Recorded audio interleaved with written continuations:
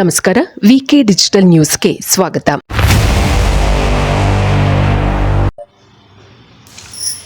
ವೀಕ್ಷಕರಿಗೆಲ್ಲ ನಮಸ್ಕಾರ. ನಾನು ನಿಮ್ಮ ರಾಧಿಕಾ ಹರ್ಷಿಕೇಶ್. ವೀಕ್ಷಕರೇ, ನಿಮಗೆಲ್ಲ ವಿಕೆ ಡಿಜಿಟಲ್ ನ್ಯೂಸ್ ಸುದ್ದಿ ಪ್ರಪಂಚಕ್ಕೆ ಸ್ವಾಗತ. ವೀಕ್ಷಕರೇ, ನಿಮಗೆಲ್ಲ ಗೊತ್ತಿರೋ ಹಾಗೆ ಈಗ ನಾವು ವಿಕೆ ಡಿಜಿಟಲ್ ನ್ಯೂಸಲ್ಲಿ ದೀಪಾವಳಿ ಹಬ್ಬದ ಪ್ರಯುಕ್ತ ವಿಶೇಷವಾದ ವಿಡಿಯೋಗಳನ್ನು ಮಾಡ್ತಾ ಇದ್ದೇವೆ. ಅದರ ಆಚರಣೆ ಬಗ್ಗೆ ತಿಳಿಸ್ಕೊಡ್ತಾ ಇದ್ದೇವೆ. ಈಗಾಗಲೇ ನಿಮಗೆಲ್ಲ ಗೊತ್ತಿರೋ ನರಕ ಚತುರ್ದಶಿ ಬಗ್ಗೆ ಹಾಗೂ ನೀರು ತುಂಬ ಹಬ್ಬದ ಬಗ್ಗೆ ಒಂದು ಚಿಕ್ಕ ಮಾಹಿತಿಯನ್ನು ಕೊಟ್ಟಿದ್ದೇವೆ.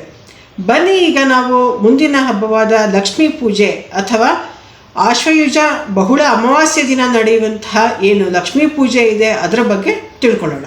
ಬನ್ನಿ ವೀಕ್ಷಕರೇ, ಈಗ ಆಶ್ವಯುಜ ಏನು ಬಹುಳ ಮಾಸ ಪಕ್ಷದಲ್ಲಿ ಬರುವಂಥ ಅಮಾವಾಸ್ಯೆ ಬಗ್ಗೆ ತಿಳ್ಕೊಳ್ಳೋಣ.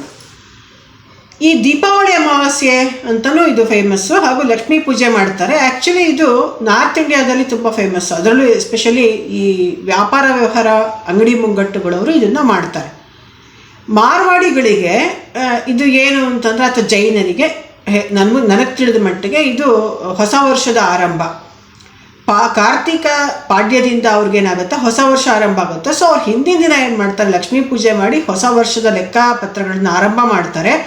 ಅದಕ್ಕೆ ಮುಂಚೆ ಹಿಂದಿನ ವರ್ಷದ ಏನಿರುತ್ತೆ ಲೆಕ್ಕಪತ್ರಗಳನ್ನೆಲ್ಲ ಒಂದು ಸಲ ನೋಡಿ ವೆರಿಫೈ ಮಾಡಿ, ಅವರು ತಮ್ಮ ಏನು ರೆಗ್ಯುಲರ್ ಕಸ್ಟಮರ್ಸ್ಗಿರ್ತಾರೆ ಅಥವಾ ಹೊಸದಾಗಿ ಯಾವುದಾದ್ರೂ ಬಿಸ್ನೆಸ್ ಶುರು ಮಾಡಬೇಕಾದ್ರೆ ಅಲ್ಲಿ ಇನ್ವೈಟ್ ಮಾಡೋವಂಥವ್ರು ಇವರೆಲ್ಲರನ್ನೂ ಕರೆದ್ಬಿಟ್ಟು ತಮ್ಮ ಏನು ವ್ಯಾಪಾರ ವ್ಯವಹಾರ ಅಂಗಡಿ ಮುಂಗಟ್ಟು ಕಾರ್ಖಾನೆ ಇಂಥ ಕಡೆ ಲಕ್ಷ್ಮೀ ಪೂಜೆ ಮಾಡಿ ಎಲ್ಲರಿಗೂ ಸ್ವೀಟ್ ಡಬ್ಬಗಳನ್ನು ಕೊಡೋದು ಒಂದು ಪ್ರತೀತಿ ಇದೆ.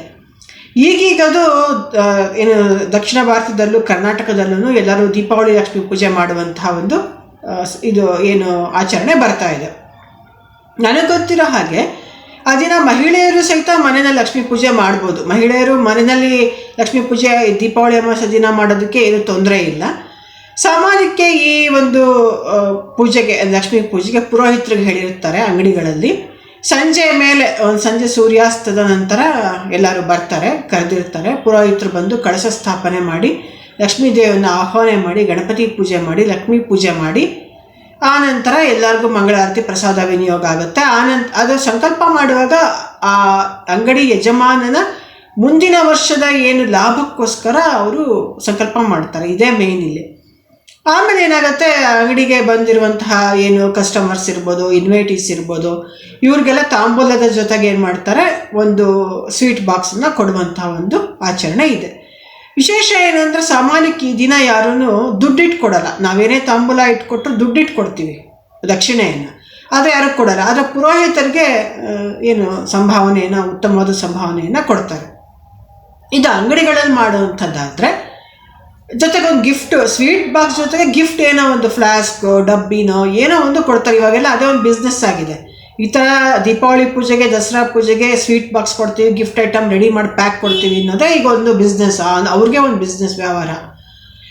ಇದು ಬಿಟ್ಟರೆ ಮನೆಯಲ್ಲಿ ಹೆಂಗಳೆಯರು ಲಕ್ಷ್ಮೀ ಪೂಜೆ ಮಾಡ್ಬೋದು. ಮಾಮೂಲಿ ಕಳಶ ಸ್ಥಾಪನೆ ಮಾಡಿ ಸಂಜೆ ನೆಲ ಗುಡಿಸಿ ಒರೆಸಿ ರಂಗೋಲಿ ಇಟ್ಟು ಮಣೆ ಇಟ್ಟು ಕಲಶ ಚೊಂಬಿಟ್ಟು ಕಳಶ ಸ್ಥಾಪನೆ ಮಾಡಿ ಮಾಮೂಲಿ ಲಕ್ಷ್ಮೀ ಪೂಜೆ ಹೇಗೆ ಮಾಡ್ತಾರೆ ಹಾಗೆ ಮಾಡ್ಬೋದು. ಮತ್ತು ಈ ದಿನ ವರಮಹಾಲಕ್ಷ್ಮಿ ಹಬ್ಬದಲ್ಲಿ ಇಟ್ಟಾಗೆ ನಾಣ್ಯಗಳಿಂದ ಪೂಜೆ ಮಾಡೋದು, ಅಷ್ಟೋತ್ತರ ಮಾಡೋದು, ಆಮೇಲೆ ನೋಟುಗಳನ್ನು ಇಡೋದು ಅಲಂಕಾರಕ್ಕೆ, ಈ ಥರ ಮನೆಯಲ್ಲಿ ಮಾಡ್ತಾರೆ. ಅಂಗಡಿಯಲ್ಲಿ ಯಾರು ನೋಟೆಲ್ಲ ಇಡಕ್ಕೆ ಹೋಗಲ್ಲ. ಮನೆಯಲ್ಲಿ ಈ ಥರ ಲಕ್ಷ್ಮಿ ಅಷ್ಟೋತ್ತರನೋ ಶ್ರೀ ಸೂಕ್ತನೋ ಹೇಳ್ಕೊಂಡು ಪೂಜೆ ಮಾಡೋವಂಥವ್ರು ಮಾಡ್ತಾರೆ. ಆಮೇಲೆ ಅಕ್ಕಪಕ್ಕದ ಹೆಣ್ಣು ಮಕ್ಕಳನ್ನ ಕರೆದು ಕುಂಕುಮ ಕೊಡ್ತಾರೆ. ಹೆಂಗಸರು ಮುತ್ತೈದೆಯರಿಗೆ ಎಲ್ಲರಿಗೂ ಕುಂಕುಮ ಕೊಡ್ತಾರೆ, ತಾಂಬೂಲ ಕೊಡ್ತಾರೆ.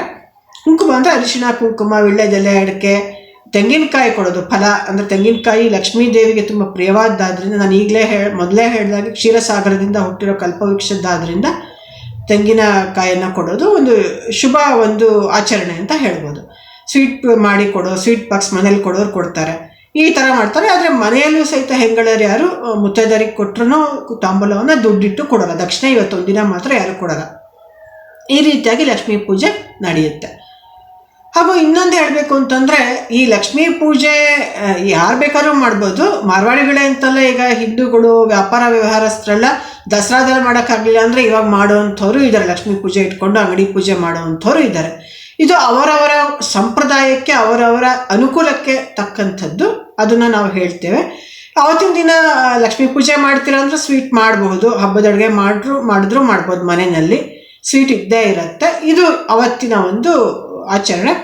ಹಿಂದಿನ ದಿನ ಅಭ್ಯಂಗ ಸ್ನಾನ ಆಗಿರೋದ್ರಿಂದ ಯಾರೂ ಅವತ್ತೇನು ಮಾಮೂಲಿ ಸ್ನಾನ ಮಾಡಿಕೊಂಡು ಒಗೆದಿರೋ ವಸ್ತ್ರ, ಹೊಸ ಬಟ್ಟೆ ಇದ್ರೆ ಹೊಸ ಬಟ್ಟೆ ಹಾಕ್ಕೊಂಡು ಆ ದಿನದ ಆಚರಣೆಗಳನ್ನು ನಡೆಸ್ಕೋಬೋದು ಅಂತ ಹೇಳ್ಬೋದು.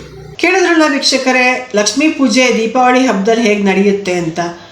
ಈ ಒಂದು ಲಕ್ಷ್ಮೀ ಪೂಜೆ ದಿನ ದೀಪಗಳನ್ನು ಬೆಳಗಿಸೋದು ಇದ್ದೇ ಇರುತ್ತೆ. ನರಕ ಚತುರ್ದಶಿಯಿಂದನೇ ದೀಪಗಳನ್ನು ಬೆಳಗಿಸೋದು ಶುರುವಾಗಿರುತ್ತೆ. ಈ ಲಕ್ಷ್ಮೀ ಪೂಜೆ ದಿನವೂ ದೀಪಗಳನ್ನು ಬೆಳಗಿಸ್ತಾರೆ. ತುಳಸಿ ಹತ್ರ, ದೇವರ ಹತ್ರ, ಹಾಗೂ ಎಲ್ಲೆಲ್ಲಿ ಸುತ್ತಮುತ್ತ ಅಂಗಡಿಗೆ ಡೆಕೋರೇಷನ್ನು, ಮನೆಗೆ ಡೆಕೋರೇಷನ್, ಎಲ್ಲೆಲ್ಲಿ ದೀಪವನ್ನು ಬೆಳಗಿಸ್ಬೋದು ದೀಪಗಳನ್ನು ಬೆಳಗಿಸ್ತಾರೆ. ವೀಕ್ಷಕರೇ, ದೀಪಾವಳಿ ಲಕ್ಷ್ಮೀ ಪೂಜೆ ಬಗ್ಗೆ ಸಾಕಷ್ಟು ಮಾಹಿತಿ ತಮಗೆಲ್ಲ ಸಿಕ್ತು ಅಂತ ಭಾವಿಸ್ತೇನೆ. ಇದೇ ರೀತಿ ಮತ್ತಷ್ಟು ವಿಶೇಷ ಮಾಹಿತಿಗಳೊಂದಿಗೆ ಬರ್ತೇವೆ. ಅಲ್ಲಿವರೆಗೂ ನಿರಂತರವಾಗಿ ನೋಡುತ್ತೀರಿ ವಿಕೆ ಡಿಜಿಟಲ್ ನ್ಯೂಸ್. ಇದು ನಮ್ಮ ಚಾನಲ್, ನಿಮ್ಮ ಚಾನಲ್, ನಮ್ಮೆಲ್ಲರ ಚಾನಲ್. ಇದು ಜನಪರ ಚಾನಲ್. ಧನ್ಯವಾದ ವೀಕ್ಷಕರೇ, ವಿಕೆ ಡಿಜಿಟಲ್ ನ್ಯೂಸ್ ಯೂಟ್ಯೂಬ್ ಚಾನಲ್ ಅನ್ನು ಲೈಕ್ ಮಾಡಿ, ಸಬ್ಸ್ಕ್ರೈಬ್ ಮಾಡಿ ಮತ್ತು ಹೆಚ್ಚಿನ ಜನರಿಗೆ ಶೇರ್ ಮಾಡಿ.